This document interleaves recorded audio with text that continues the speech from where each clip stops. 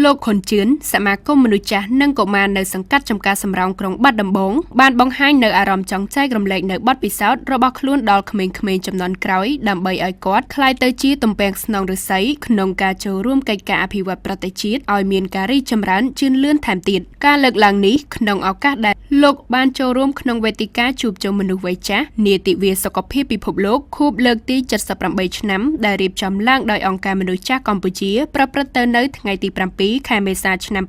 2026នៅសាលមហោស្រពស្ទឹងសង្កែខេត្តបាត់ដំបងមានការចូលរួមពីអធិបតីភាពឯកឧត្តមមុំប៊ុនថនរដ្ឋលេខាធិការក្រសួងសង្គមគិច្ចអតីតយុទ្ធជននិងយុវនីតិសម្បទាលោកស្រីកែវដាណាអភិបាលរងខេត្តបាត់ដំបងតំណាងឯកឧត្តមសុកលូអភិបាលនៃគណៈអភិបាលខេត្តបាត់ដំបងលោកខុនជឿនបានសម្ដែងនៅសេចក្តីរំភើបសប្បាយរីករាយដែលបានមកជួបជុំមនុស្សវ័យចាស់និងចូលរួមជួយគាំទ្រដល់មនុស្សចាស់ដើម្បីឲ្យពួកគាត់បានយល់ដឹងអំពីបញ្ហាសុខភាពនិងសំណូមពរដល់មនុស្សចាស់ទាំងអស់ត្រូវចេះជួយចែករំលែកនៅបទពិសោធន៍ដែលខ្លួនមានទៅឲ្យក្មេងៗជំនាន់ក្រោយដើម្បីឲ្យពួកគេទទួលបាននូវចំណេះដឹងពីមនុស្សចាស់ហើយមនុស្សចាស់ក៏ជាបង្អែកដ៏រឹងមាំមួយក្នុងការជួយដល់ទំពាំងស្នងឫស្សីក្នុងនោះដែរលោកបានសំណូមពរដល់អង្គការមនុស្សចាស់កម្ពុជាជួយដល់មនុស្សចាស់ដែលគ្មានការងារធ្វើឲ្យគាត់មានការងារធ្វើសមរម្យក្នុងការជួយទ្រទ្រង់ជីវភាពរស់នៅប្រចាំថ្ងៃកាន់តែប្រសើរឡើងថែមទៀតគ្រប់គ្រងដល់មនុស្សចាស់ដើម្បីឲ្យយល់ពីបញ្ហាសុខភាព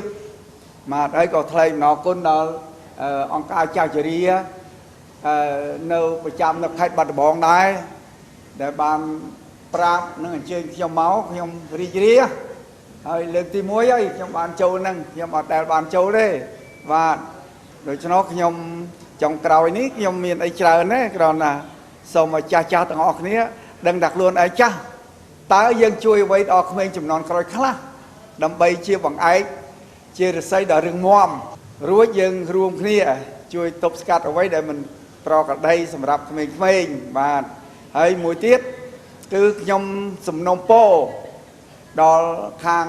អង្គការចាស់ជរាមេត្តាជួយដល់ចាស់ដែលគ្នាគ្មានប្រាក់បៀវត្សគ្មានអីហ្នឹងតើជួយដោយវិធីណាដើម្បីឲ្យគាត់បានរស់ស្រួលពិសេសជាងគេគឺផ្នែកសុខភាពបាទហ្នឹងហើយសំណូមពរខ្ញុំក្នុងនាមចាប់មនុស្សចាស់ដូចគ្នាខ្ញុំមានសំណូមពរតែប៉ុណ្្នឹងដល់រាជរដ្ឋាភិបាលនិងថ្នាក់ដឹកនាំជាពិសេសគឺដល់អង្គការចាស់ជរាចូលមកដល់ហ្នឹងពងពាក្យនេះយកទៅជូនដល់ខាង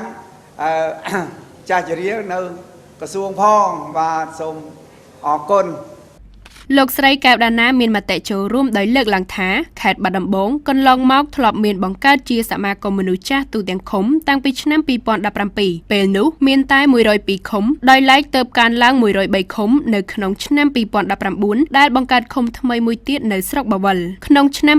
2017ក្រោមគោលនយោបាយក៏ដូចជាការណែនាំរបស់ក្រសួងសង្គមគិច្ចអតីតយុទ្ធជននិងយុវនីតិសម្បទាខេត្តបាត់ដំបងបានបង្កើតឲ្យមានសមាគមមនុស្សចាស់នៅទូទាំងឃុំរហូតមកដល់បច្ចុប្បន្ននេះគឺនៅក្នុងឆ្នាំ2025កន្លងមកសមាគមមនុស្សចាស់របស់ខេត្តបាត់ដំបងទូទាំងឃុំទាំងអស់នៅក្នុងខេត្តមានសមាគមខ្លះបានដំណើរការសមាគមខ្លះក៏មិនបានដំណើរការបច្ចុប្បន្នសល់តែជាង10ឃុំសង្កាត់ទេដែលនៅដំណើរការសប្តាហ៍ថ្ងៃដោយទទួលបានការអបអរសាទរពីក្រសួងសង្គមគិច្ចអតីតយុទ្ធជននិងយុវនីតិសម្បទាឯកឧត្តមមុំប៊ុនថនបានមានប្រសាសន៍ដោយគូបញ្ជាក់ថាទិវាសុខភាពពិភពលោកខួបលើកទី78ឆ្នាំគឺជាទិវាមួយដ៏សំខាន់ដែលផ្ដោតទៅលើការលើកកម្ពស់ការយល់ដឹងនិងយកចិត្តទុកដាក់ទៅលើផ្នែកសុខភាពក្នុងនោះដែររាជរដ្ឋាភិបាលកម្ពុជាជាពិសេសតាមរយៈក្រសួងសង្គមគិច្ចអតីតយុទ្ធជននិងយុវនីតិសម្បទានិងក្រសួងសុខាភិបាលបានចាត់ទុកសុខភាពរបស់ប្រជាពលរដ្ឋជាពិសេសមនុស្សចាស់ជាមូលដ្ឋានសំខាន់នៃការអភិវឌ្ឍជាតិនិងសេចក្តីថ្លៃថ្នូរសង្គម